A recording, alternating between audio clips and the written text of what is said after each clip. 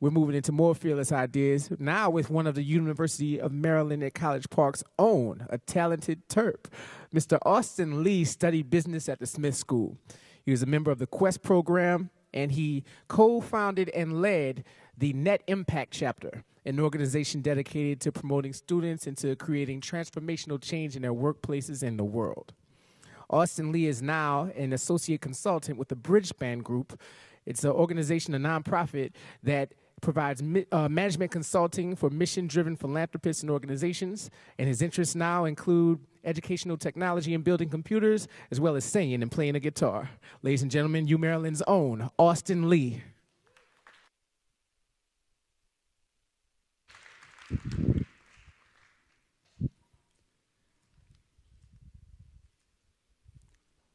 So I was eating at a restaurant the other day with my girlfriend, and I noticed something really interesting on the walls about halfway through my meal. Quotes. Dozens and probably hundreds of different quotes. And if you're anything like me, you're used to being bombarded about following your dream, going to TED Talks and talking about following your dream, pursuing your passions, and being unafraid to fall down over and over again and pursue your ideas continually. Like this one. Far better it is to dare mighty things, to win glorious triumphs, even though checkered by failure, than to rank with those timid spirits who neither enjoy nor suffer much because they live in the gray twilight that knows neither victory nor defeat. Wow.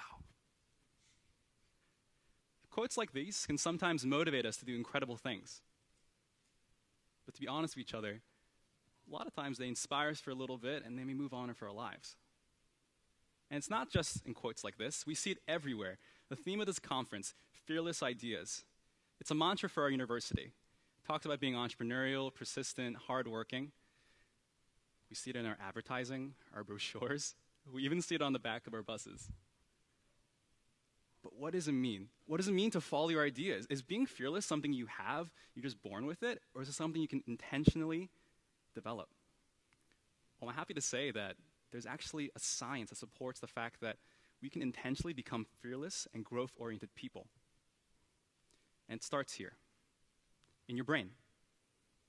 And whether or not you process setbacks and successes and attribute them to your talent or your effort. And this has huge impacts in your life. 2 books talk about this a lot. One by Paul Tough called How Children Succeed, and the second by Professor Carol Dweck in Stanford in her book Mindset. Carol talks about 2 mindsets. The growth mindset, which is a very simple thing. It's that your basic abilities, like your intelligence, are not fixed. You can grow them and develop them over time. And people with the growth mindset have a love of learning and often have a resilience to failure, which is all critical to having great successes in life. And virtually every great person in history has had this mindset. And this is the starting point of fearless ideas. Because if you know that your competence and your abilities can grow with time, who cares if you fail along the way and stumble? People with the fixed mindset do. People with the fixed mindset believe that their most basic qualities, like their intelligence, are fixed. They're innate. Talent alone leads to success.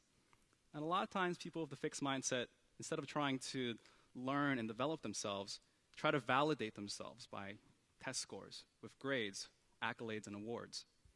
And while the fixed mindset leads us to put fear at the top of our minds and we'd be afraid to jump in, the growth mindset allows us to plunge forward because it gives us a peace of mind that we can always build our own success. And this matters for students too. A long review of research done by the University of Chicago found that students with a growth mindset are more likely to build confidence, have more self-motivation, be persistent, and ding ding, have higher grades. In one study, they found that students were put into 2 groups, a test group and a control group. The test group was introduced to videos about older college students and how, school is difficult at first, but over time, their performance and GPA improved. The control group was shown a video of the same students. The only difference is the students talked about the interests in their majors.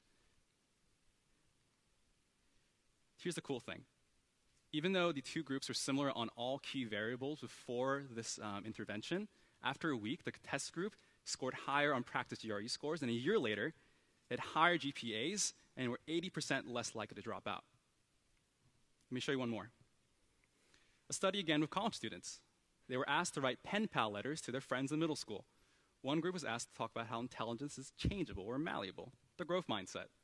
The second group talked about multiple types of intelligence, and the third group didn't write any letters at all. After finishing writing the letters, next academic term, again, they had higher GPAs. And interestingly enough, African American minority students reported higher levels of engagement and enjoyment in school. Now, I'm not trying to say that you can watch one video and get better grades. I'm not going to say that. That's not fair to say. But I do think it's fair to say that your mindset has tangible impacts in your life. And the smallest things can change your mindsets. A conversation with friends, speaking to your parents about something, even a video. More importantly, the conversations you have with yourself. So you're probably asking me, how do you develop your growth mindset, Austin? This is really cool. Help me bring my grades up. Here's the first thing you can do. Listen to your fixed mindset voice. Your voice might say to you something like, Austin, you don't know how to do this. Why are you even trying? Listen to that voice and recognize that it's something that's coming within you, and it's something that you can own up to. Because only by recognizing it as something that's a part of your mentality can you change it. And the next step is to speak up with your growth mindset voice. When it says, you don't know how to do this, Austin, say back to it, I don't know if I can do this yet, but here's the thing. I think I can learn to do it later on. If the fixed voice says back to you, Austin, you're going to fail. It's going to be so bad. It's going to be such an embarrassment. Say back with your growth mindset voice, if I don't try at all, I'm going to fail anyways. So where's the dignity in that? And it's not just about making potentially your grades better. It's about making your life something you can take action on. And by having the growth mindset, whether you're facing a new challenge, you failed before and you're trying again, decide which voice you're going to nurture. And hint, hint, it's not the fixed mindset voice. It's the growth one. But here's the only thing. It's going to take time and effort. So in a weird meta sort of way, you have to have a growth mindset about having a growth mindset.